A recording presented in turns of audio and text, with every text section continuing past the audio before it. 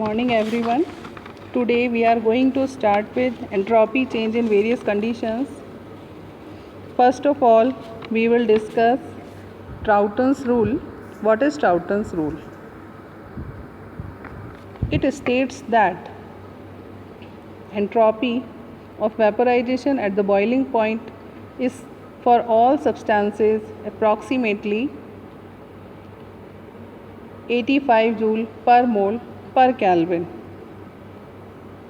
The entropy of a gas is considerably larger than that of any liquid.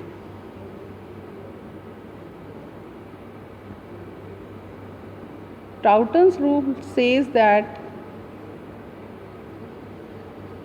for many liquids, the entropy of vaporization is approximately same at 85 joule per mole per Kelvin.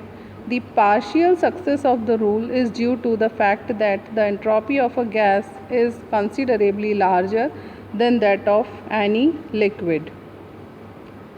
Therefore, the entropy of the liquid is negligible in determining the entropy of vaporization. So, we can say that the enthalpy of vaporization will be almost equal to the entropy of gas. When a liquid vaporizes, its entropy goes from a modest value to a significantly larger one. This is related to the ratio of the enthalpy of vaporization and the temperature of the transition. The enthalpy of vaporization is found to be approximately constant at the boiling point, which is equals to 85 joule per Kelvin per mole. This is Troughton's law rule, which is valid for many liquids. Troughton's rule can be used to estimate the enthalpy of vaporization of liquids whose boiling points are known. Experimental values vary rather more than this, and for gases such as neon, nitrogen, oxygen and methane have values that are in the range 65 to 75. Benzene, many normal liquids and liquid sodium, lithium and iodine in the range 80 to 90. This is nothing unusual about 150 Kelvin, but rather an influence from intermolecular interactions. The value 85 joule per Kelvin per mole corresponds to a interaction energy of 9.5 kT per molecule, and so the boiling point gives an indication of the strength of the cohesive energy holding molecules together in the condensed phase. Now, the second one is enthalpy as a function of temperature and pressure. Here we can see that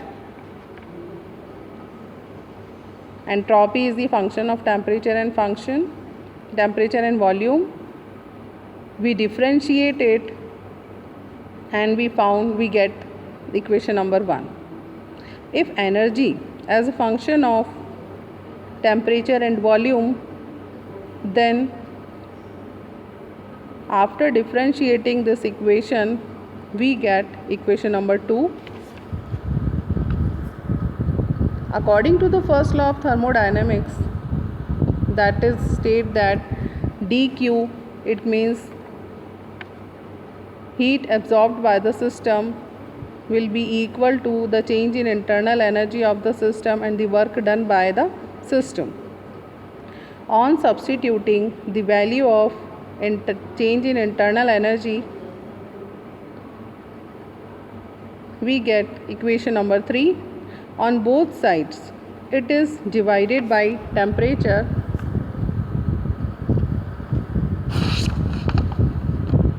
We get equation number 4. On comparing equation 1 and 4, the coefficient we get is enthalpy change with the change in temperature at a constant volume will be given as heat capacity at constant volume changes with respect to temperature.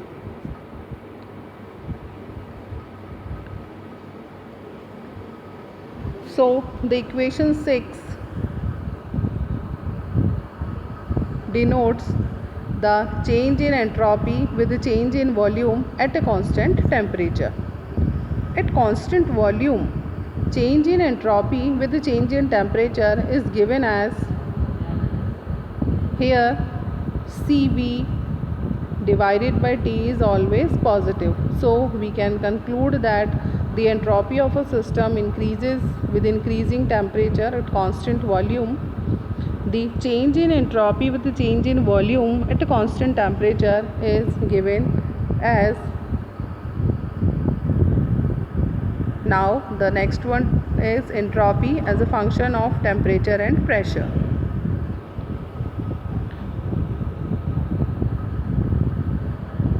First of all, we differentiate it, then we get equation number 1, and next the enthalpy is the function of temperature and pressure, and again by differentiating it we get equation number 2, and after solving we get equation number 3. Because the coefficient which shows the change in enthalpy with respect to temperature at a constant pressure may be written as heat capacity at constant pressure, that is Cp dt,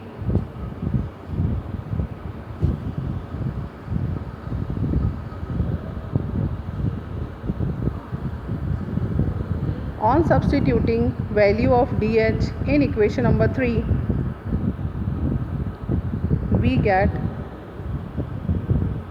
equation number 4. On comparing equation 1 and 4 we get this. It is change in entropy with respect to temperature at constant pressure will be equal to the heat capacity at constant pressure with respect to temperature. Equation 5 represents the change in entropy with the change in temperature at a constant pressure. So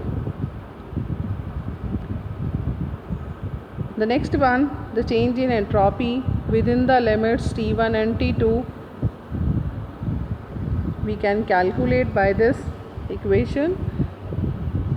The above equation shows that entropy of a system increases with increasing temperature at a constant pressure. So today's topic has finished. Thank you so much.